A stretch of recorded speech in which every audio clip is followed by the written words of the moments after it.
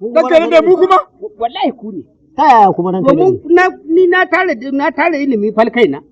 Ko kuma nan ga ku a cikin jahilci dukkan ku nan jahilai ne.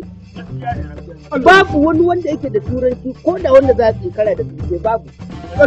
Yanzu misali a cikin ku nan waye zai ga mu sunan doki da turanci.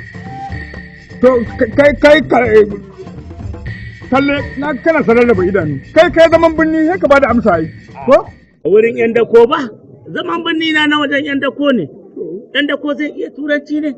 Ranka ya daɗe. Mun baka gari. Hauka kenan. Hauka kenan ranka. Kalla? Hauka?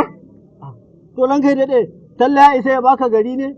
A gari naka ne tun kafin a haife shi. Kai dai sakare ne wallahi. Yana nufin an bani kowa ya kasa ni an bani dama na faɗa. Allah ya sa za ka iya. Kana so ka ce wai ni din ba zan iya faɗa. A zama da mu ranka daɗe, mutanen da ai jahilcin mu ya kai jahilci, mutanen da muka kasa faɗa sunan doki da turanci. Ai maganin mu kawai a kore mu. A sallame mu duk mu watsi, a tarwatsa mu kawai Allah ya baka nasara. A'a ba zan kore ku ba. Zan sa malaman makarkatar 'yan yaran nan suke koyar da ku da yamma.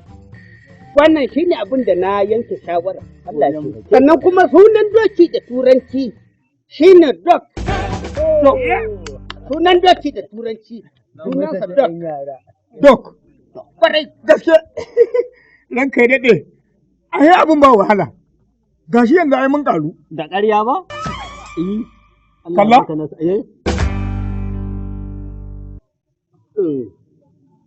Wai tsaya tukuna.